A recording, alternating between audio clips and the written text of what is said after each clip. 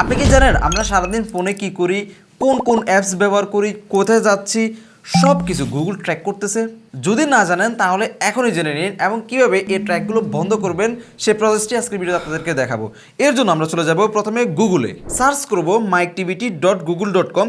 এরপর আপনাদের সামনে এই ধরনের একটা ইন্টারপেজ ওপেন হবে। এখান থেকে দেখতে পাচ্ছেন যে সার্চ সার্ভিস অ্যান্ড হিস্ট্রি, তারপর এখান থেকে দেখতে পারবেন ওয়েব অ্যান্ড অ্যাপ অ্যাক্টিভিটি। আমরা যদি ওয়েব অ্যান্ড অ্যাপ অ্যাক্টিভিটিতে আসি তাহলে এখানে দেখতে পারবো যে manage all web app and activity. এখানে যদি ক্লিক করি তাহলে দেখতে পারবো যে আমরা সারাদিন কোন কোন অ্যাপস ব্যবহার করছি, কোথায় কোথায় সার্চ করছি, কী সার্চ করছি, সকল কিছু কোন তারিখে সার্চ করছি সব কিছু আমরা এখান থেকে কিন্তু দেখে নিতে পারবো। শুধু কি তাই না, আপনি কোথায় যাচ্ছেন, কোন দোকানে যাচ্ছেন, সব কিছু কিন্তু গুগল দেখতে পারে, সব কিছু কিন্তু গুগল সেভ করে রাখে।